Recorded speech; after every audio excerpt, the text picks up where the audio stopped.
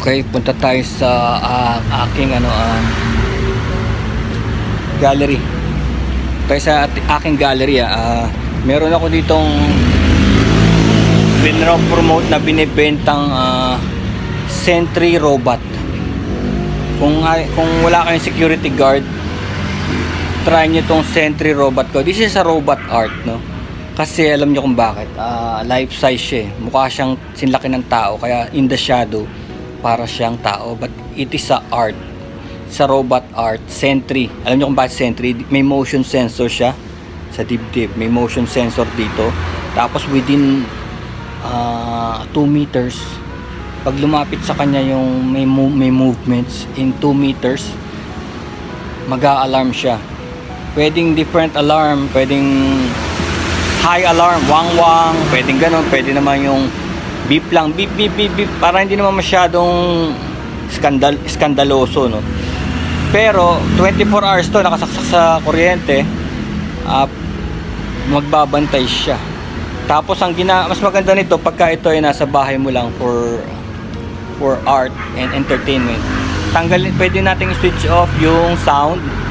Iwan lang natin yung mga lights kasi meron siyang disco lights. Pag kasi nag-activate na yung kanyang sensor, pwede ka nang magpatakbo ng maski 220 volts na appliance, 220 volt or 12 volts.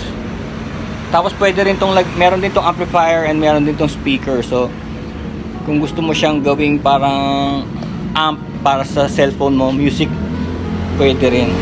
Pero pinakamagandang trabaho niya is bantay, Sentry. And it's cheap kasi 25,000 ko lang binibenta tong ganitong kalaki kasi nagsisimula pa lang gumawa ng robot art. Na-inspire ako dito kasi dun sa Makati, yung Art in the Park, may nagbebenta rin ng robot na parang ganito lang kalalaki. Made of wood and nuts and bolts for the arms, no? 15,000 and walang electronics. So doon ko nakuha yung pa-inspiration ko kasi may background ako sa electronics. Sabi ko, yung robot art ko dapat may electronic something, no? Tapos may use. So ito yun, dadahan-dahanin natin. Tingnan natin kung makalusot tayo sa detection niya. Sa detection. Papunta na tayo sa gallery.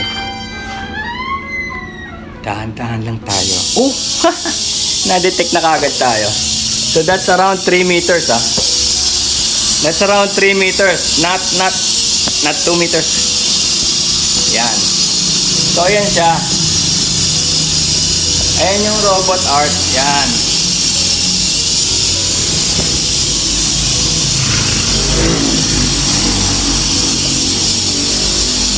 Ito siya, diba? Pwede mo akbayan. Tapos ang baba niya, ang kamay niya is parang yung arms niya is made of parts ng kotse.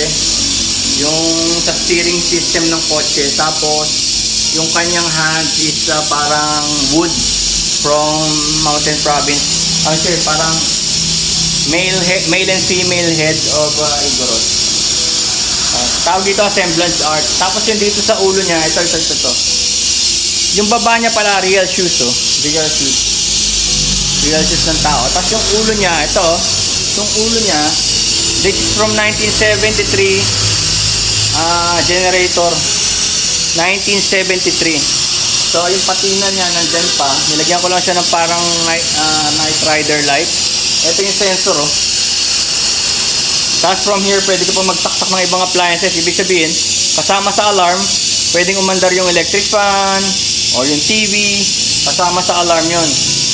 No, pero wag naman yung mga plancha, wag naman yung high power, matunog to, Yung mga ganun lang, yung mga electric fan, pwede mo itaktak dyan. Kasi ito yung speaker system na pwede mong gamitin. Nasa speaker system. Ayan yan. May wire yan sa loob. Naka-wire sa loob. Ayan, nabubuksan. Ito yung amplifier, Tapos yung sound, pwedeng palitan. Kung anong sound, kung beeping sound lang. Kung gusto niya sobrang lakas ng sound. So pwede yun. Pwede yung ganung style. Tapos ano to yan? Tawag ko ito jetpack dude. Kasi may jetpack to Kaya tingnan mo may parang pakpak Jetpack. Tapos pwede mong paanda rin yung jetpack kasama sa alarm niya. Ayan o.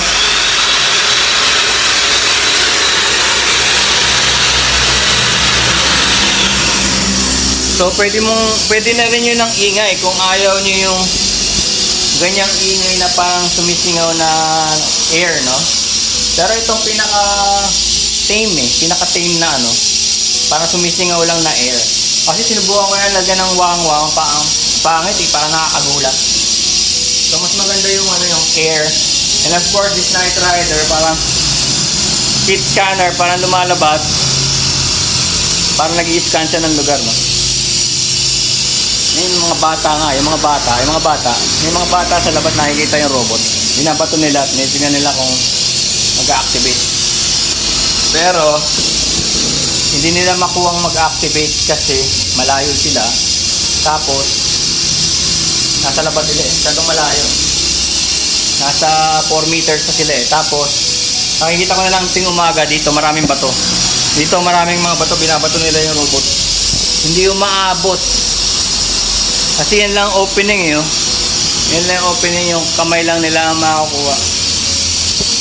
So yun, this is the first version. Yung itong robot Sentry, it is the first one. Tapos gagawa pa ng marami. May mga sizes siya. Mas mura yung maliliit. Pero yung ganito kalalaki, it's only 25 now. 25K. With certificate of authenticity kasi ako talaga gumawa nito. Tapos some of the electronics ako pa nag-assemble kasi nag-assemble talaga ako ng mga electronics. Nag-assemble ako ng amp, nag-assemble ako ng kit scanner, no? Pero kung may mabibili na ngayon, bibili na lang. Pero nag-assemble ako niyan kasi nag-aaral ako ng electronics dati. I came from a computer factory for my first job. From a computer factory, Data General. Yun ako talaga nag-experience 5 years. Tapos sa school, nag-assemble kami ng mga amplifier, mixer, disco lights. No? Hindi na naalis sa akin yun hanggang ngayon. Ginagawa ko pa rin yun as a hobby or... Etong mga scanner na to, kaya ko rin assemblein yan. Kasi may mga kit yan eh. May mga kit sa Raon na bibili yan eh. Pero dahil meron na sa Lazada, so may bili na lang ako. Pero magandang project siya, tsaka magandang display din siya kasi psychedelic siya eh. Ayan po, nakikita nyo oh. Umiilaw siya na ganyan. Kaya pag may dumaan, umiilaw siya na ganyan. Baganda. Bili na kayo, 25K only. Peace. Robot Sentry 24-hour security. Hindi nyo na kailangan swelduhan. Hindi nagre-reklamo. Walang 13-month pay. Hindi natutulog. Hindi mo na pinapakain. Robot Sentry. Peace.